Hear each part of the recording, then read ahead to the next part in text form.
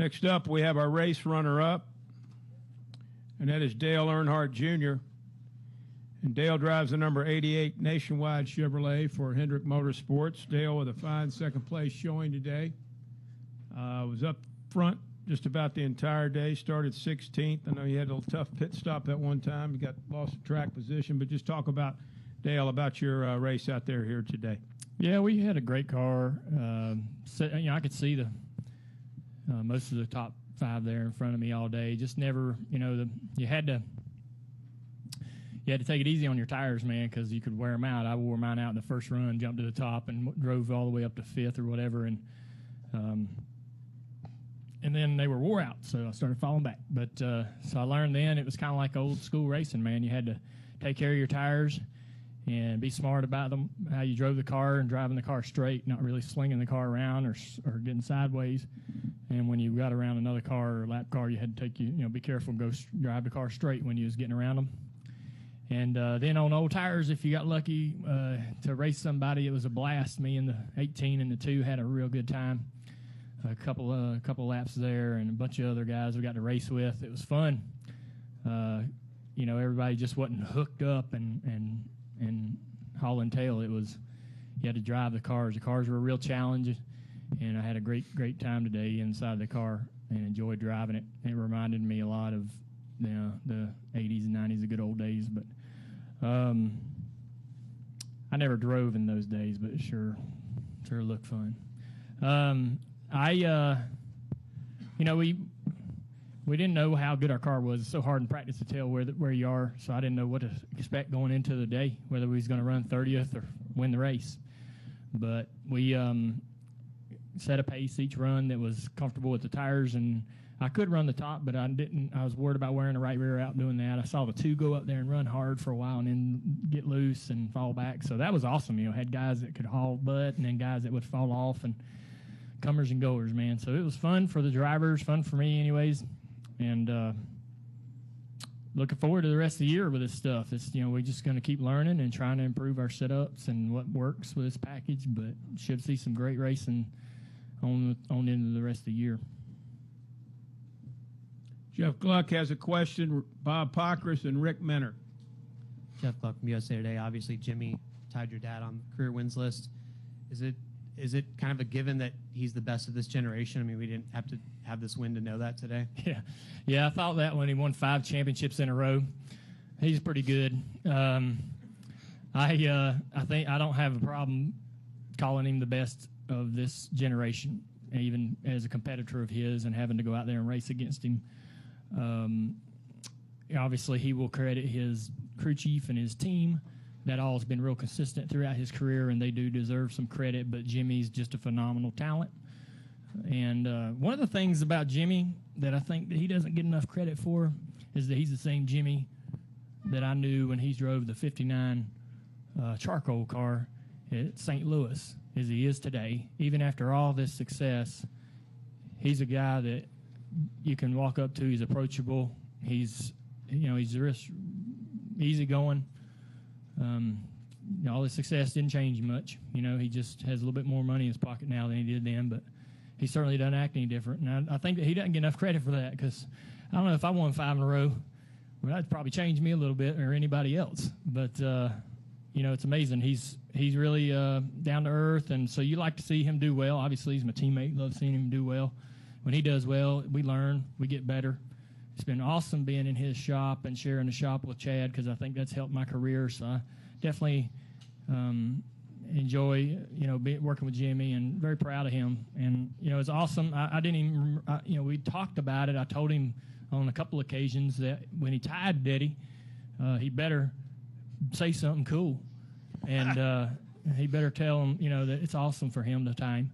And because I know Jeff had the flag and all that, so that was awesome when your competitors and peers recognize your father like that.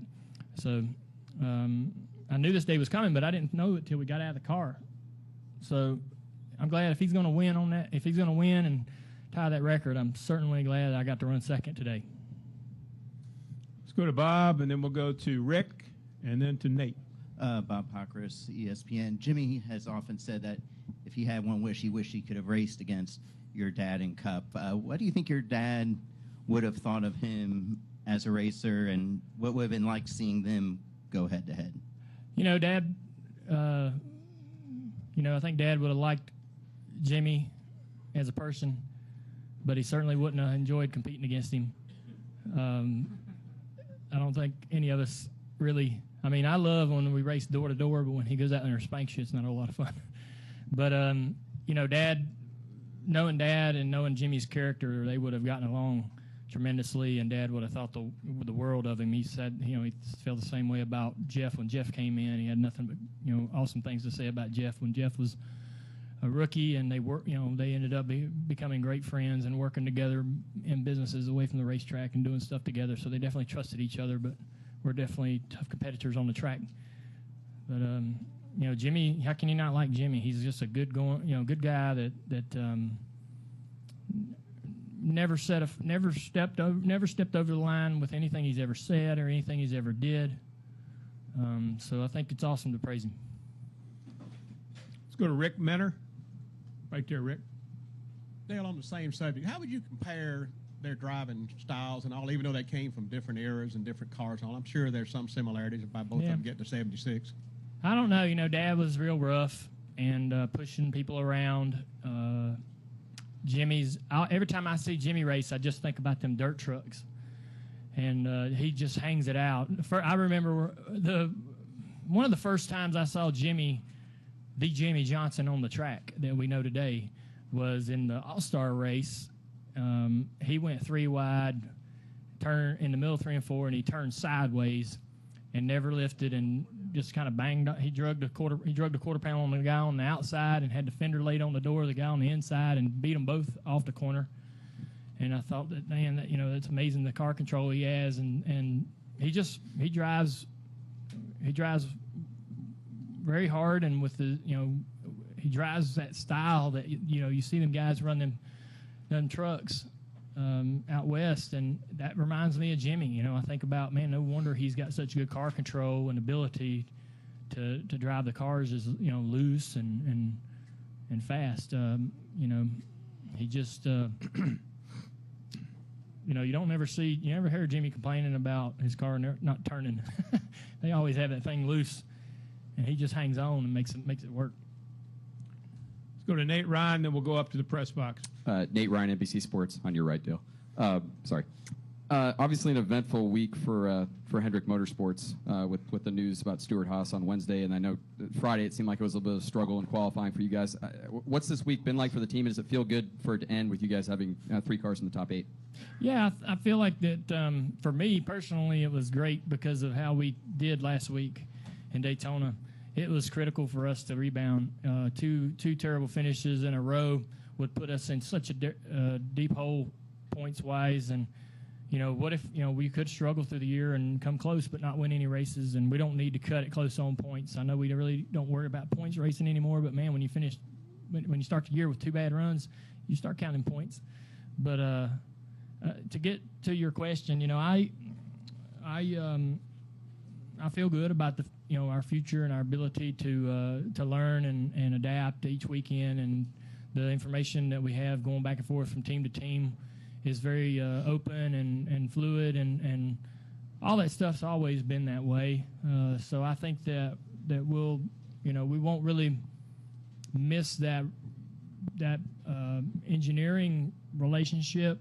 But I'll tell you one thing, I've always enjoyed working with those drivers and those crew chiefs, and I got to become closer with several of those guys through that relationship that we had. But I'm looking forward to the rest of the year, and the future at HMS seems very healthy and very strong, and Chevrolet's very committed. So I'm glad we're doing what we're doing. Looking forward to next week.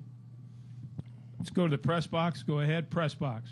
CurtisKnightCatchFans.com. Dale, were you surprised that we went over 200 laps caution-free, depending on how the cars were handling? And then I have a follow-up.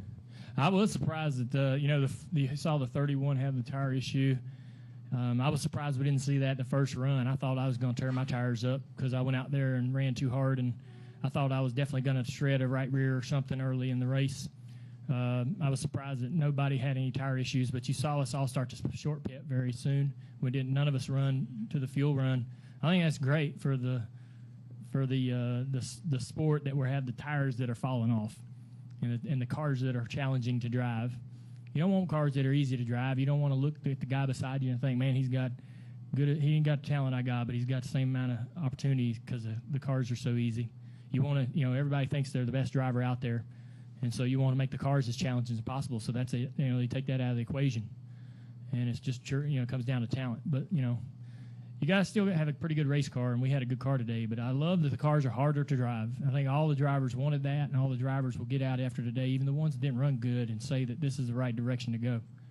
This is a unique racetrack, and we run from the apron to the wall, so you're not going to have debris laying around on the track for NASCAR to find and for cautions to develop as often as you will at other racetracks, because we keep that track pretty clean by running on it and using every inch of it.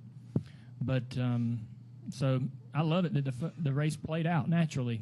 If it's going to go green, that throws that's a different style of race, and maybe it suits one guy and doesn't suit the other as far as the viewer.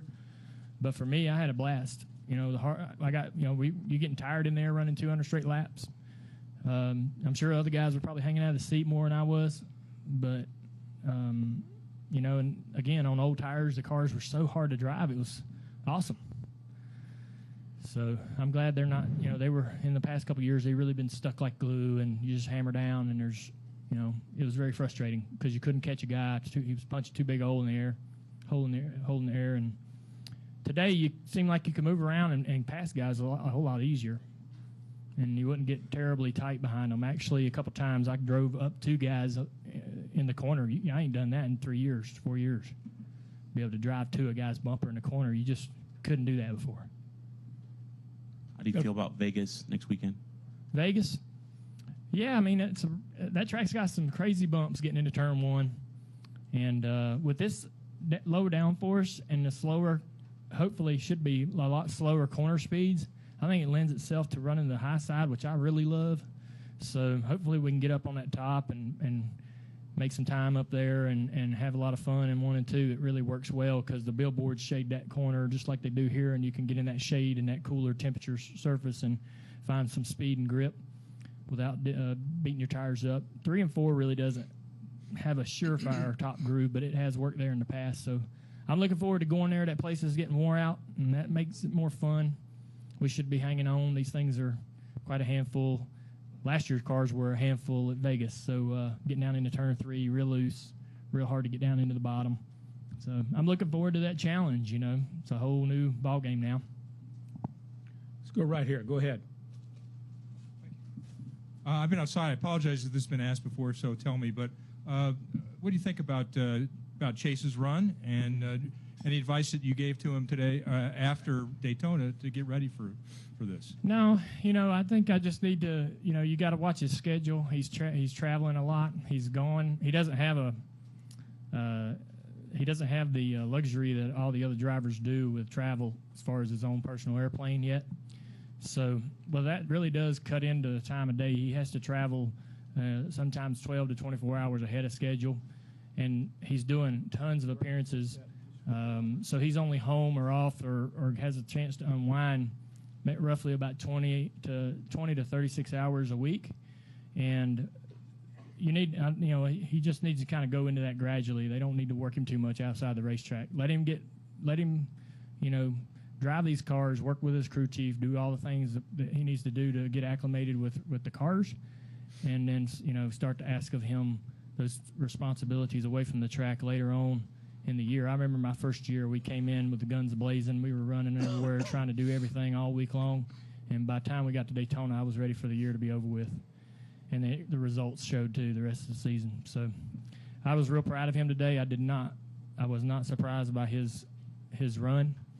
And he's going to just get better. They got a great team. Alan's an amazing crew chief, and they were going to work together really well. Alan's super excited about it. So you see that energy, and that's going to be great for them. But I'll just be careful not to wear him out outside the track. During the week, give him a couple days and give him a few breaks on the schedule the first half of the season at least.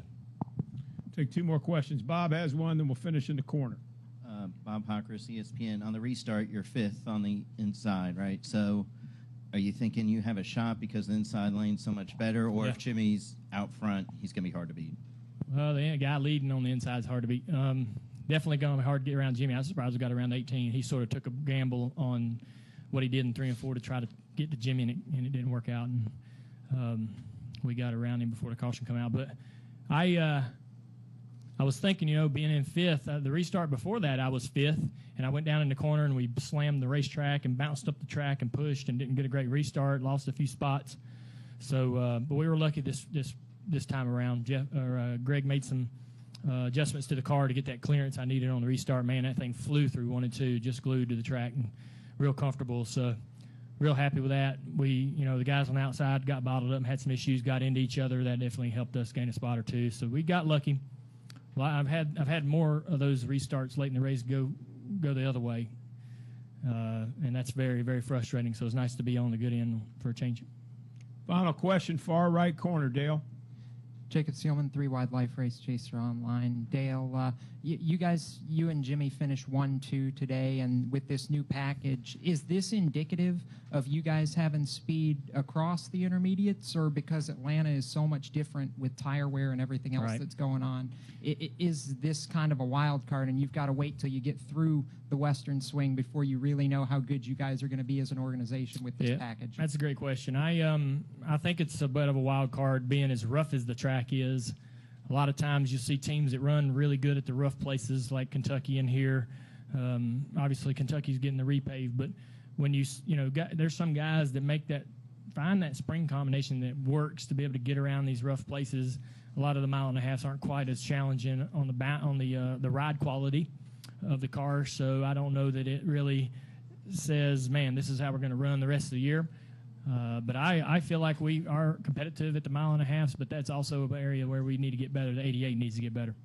So if we're going to try to get in there and run with them in the chase, should we be fortunate enough to make the chase, we need to be better at the 1.5 miles. And we ran third here, I think, last year. So it's hard to tell that you can't expect to take a lot that you learn here and take anywhere else, because you have to set the car up so crazy to get the thing through the bumps, and it's so wore out and slick too. So we really don't change the rear stuff too much in all these tracks. It's more about everything firewall forward when you go into a smoother place. Thank you. Dale, thanks for coming in, and thanks for helping us have a great race here today. Yeah, See you in Las guys. Vegas. Yep.